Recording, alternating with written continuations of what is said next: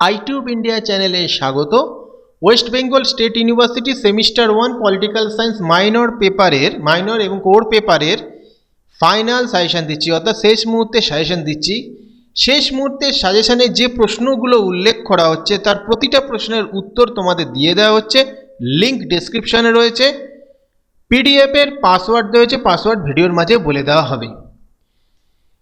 প্রথমে ইউনিট 1 এর প্রশ্ন নিয়ে আলোচনা করব, মান 5 এবং মান 10 এর। ভালো মতন শুনবে। প্রথম কোশ্চেন, রাজনীতির অর্থ ব্যাখ্যা করো। প্রশ্নটা খুবই গুরুত্বপূর্ণ, মান 10এও এসে থাকে, বিভিন্ন ইউনিভার্সিটিতে মান 10এ এসে থাকে। ওয়েস্ট বেঙ্গল স্টেট ইউনিভার্সিটির পুরনো সিলেবাসেও মান 10এ এসেছে, কিন্তু এই বছরে আমি দিচ্ছি মান 5এও দিচ্ছি। এবার এটা মান 10এর জন্য যদি পড়ো, আমি দুভাবেই তোমাদের নোটসটা দিচ্ছি, মান 5এও দিচ্ছি, অ্যান্সার করে দিয়েছি, মান 10এর জন্যও অ্যান্সার করে দিচ্ছি। তোমরা মান 10এর যে অ্যান্সারটা রয়েছে সেইটা ভালো মতন পড়বে, মান 5এ আসলেও কাজে দেবে, মান 10এ আসলেও কাজে দিয়ে দেবে। তবে আমি দু রকমই দিচ্ছি, যারা যেটা পড়তে পারবে। তো প্রথম প্রশ্নটা খুবই গুরুত্বপূর্ণ। দ্বিতীয় প্রশ্ন হচ্ছে রাজনৈতিক তত্ত্বের প্রয়োজনীয়তা ব্যাখ্যা করো। এই প্রশ্নটা বিভিন্ন ভাষায় পরপর বছরগুলোতে বিভিন্ন ইউনিভার্সিটিতে আসে। যেমন ধরো, রাজনৈতিক তত্ত্বের প্রয়োজনীয়তা বর্ণনা করো, রাজনৈতিক তত্ত্বের গুরুত্ব বর্ণনা করো, রাজনৈতিক তত্ত্বের প্রাসঙ্গিকতা কি। তো এই যে প্রাসঙ্গিকতা তো কতবার এসে গেছে, কিন্তু এটাই ঘুরিয়ে ফিরিয়ে আসতে পারে। ভালোভাবে পড়বে, বড় প্রশ্নতেও আসতে পারে। বড় প্রশ্নতে যদি আসে তাহলে আসবে রাজনৈতিক তত্ত্ব কাকে বলে বা রাজনীতি কাকে বলে, রাজনীতির অর্থ, তার সাথে যুক্ত হয়ে যাবে প্রয়োজনীয়তাটা। তাহলে খুবই গুরুত্বপূর্ণ প্রশ্ন। পরের প্রশ্ন, রাষ্ট্রের উৎপত্তি সম্পর্কে সামাজিক চুক্তি মতবাদ আলোচনা করো। আমি শুধু ফাইনাল সাজেশনে যেগুলো আমি রাখছি সেগুলোই আলোচনা করছি। মেইন সাজেশনেটা তোমরা লিঙ্ক পেয়ে যাবে প্লেলিস্টে, সেখান থেকে দেখে নেবে। সার্বভৌমিকতার একাত্মবাদী তত্ত্বের বৈশিষ্ট্য আলোচনা করো, ভেরি ভেরি ইম্পর্টেন্ট। এবার একাত্মবাদী তত্ত্ব আলোচনা করো, একাত্মবাদী তত্ত্ব বর্ণনা করো। এরকম টাইপের যদি কোশ্চেন আসে, তার সাথে বৈশিষ্ট্য, সমালোচনা, আরও বেশ কিছু জিনিস তোমাদের আলোচনা করতে পারে, যেটা হতে পারে যেটা মান 10এর জন্য গুরুত্বপূর্ণ। অবশ্যই এবছর একাত্মবাদী তত্ত্ব গুরুত্বপূর্ণ মান 10এর জন্য। তবে মান 10এর জন্য যেটা তোমরা পড়বে সেখানে বৈশিষ্ট্যও তোমাদের পড়তে হবে, সমালোচনাও পড়তে হবে, তাই কোনো অসুবিধা নেই। একাত্মবাদী তত্ত্ব তো তোমাদের মুখস্থ করতেই হবে, তাই মান 5এও আমি এটা দিলাম যে বৈশিষ্ট্য আলোচনা করো। সেই বড় প্রশ্নের একটু অংশ তোমাদের এখানে আলোচনা করতে হবে, অবশ্যই গুরুত্বপূর্ণ। এর গুরুত্বপূর্ণ প্রশ্ন, জাতীয় রাষ্ট্রের মধ্যে পার্থক্য লেখো।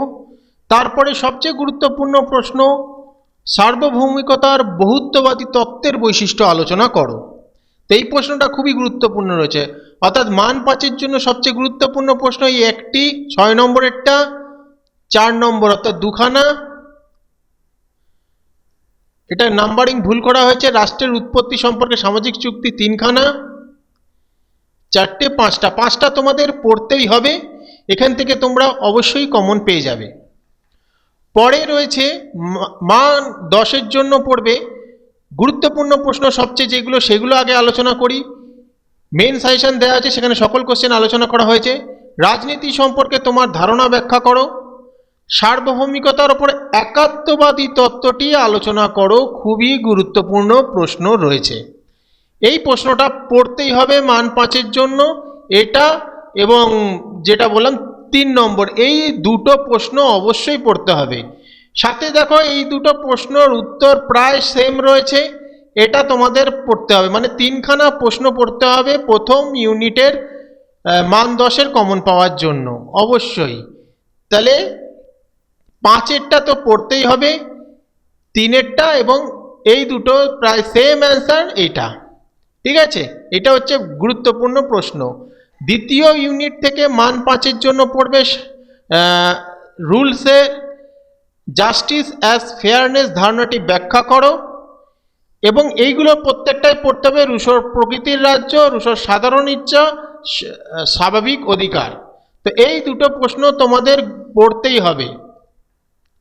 মান 10এর জন্য পরের থেকে পড়বে, পরের যে ইউনিট সেখানে সবচেয়ে গুরুত্বপূর্ণ প্রশ্নের মধ্যে দেখো ডেভিড হেল্ড গতবারে এসে গেল, এবারেও কিন্তু গুরুত্বপূর্ণ রয়েছে, পড়তেই হবে।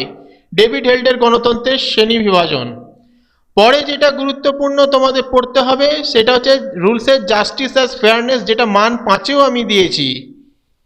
পরে হচ্ছে রুলসের ধারণায় সাম্য ও বিভিন্নতার নীতিটি ব্যাখ্যা করো, গুরুত্বপূর্ণ রয়েছে।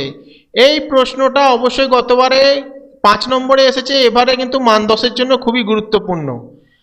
আর এটা এক একটা, এখানে মান 10 যা দিয়েছি সবকটাই তোমাদের পড়তে হবে। বিভিন্ন ধরনের ন্যায় বিচারের ওপর একটি সংক্ষিপ্ত টিকা লেখো, স্বাধীনতা ও সাম্য ও আইনের মধ্যে পার্থক্য লেখো বা সম্পর্ক লেখো, রুলসের ন্যায় ধারণার সাম্য বিভিন্নতার নীতিটি সংক্ষেপে ব্যাখ্যা করো, রুলসের জাস্টিস অ্যাজ ফেয়ারনেস ধারণাটি ব্যাখ্যা করো। এটা মান 5 এবং 10 দুটোতেই গুরুত্বপূর্ণ। নোটস দিয়ে দেওয়া হয়েছে, পড়ে দেখো। জাস্টিস অ্যাজ ফেয়ারনেস বলতে কি বোঝো, তুমি কি মনে করো ন্যায্যতার নীতি সাম্যের নীতিকে ভঙ্গ করে? এইবার দেখো, এই যে কোশ্চেনটা রয়েছে এটা কিন্তু এটার এবং এটার মিক্স কোশ্চেন, তবে এটা ভালো করে পড়বে, এটাও গুরুত্বপূর্ণ। আমি বারবার বলছি এই ইউনিটে যতগুলো কোশ্চেন আছে সেগুলো সবকটা করার চেষ্টা করবে। তারপরে গণতন্ত্র কাকে বলে, আধুনিক রাষ্ট্রে গণতন্ত্রের প্রকৃতি আলোচনা করো, গণতন্ত্র কি অর্থনীতির সাথে সামঞ্জস্যপূর্ণ, এগুলোও গুরুত্বপূর্ণ। তবে সবচেয়ে গুরুত্বপূর্ণ হবে 8-এরটা 5, 4, 3, 2, 1, খুবই গুরুত্বপূর্ণ রয়েছে, এগুলো পড়তেই হবে। আর মনে রাখবে এই ইউনিট 2টা এমন একটা মানে ইউনিট রয়েছে যেখানে গতবারের প্রশ্ন কিন্তু এবারে ঘুরিয়ে তোমাদের চলে আসতে পারে, অর্থাৎ রিপিট হতে পারে। তাই এগুলো ভালো করে পড়ো, যেগুলো দিচ্ছি ভালো করে পড়ো।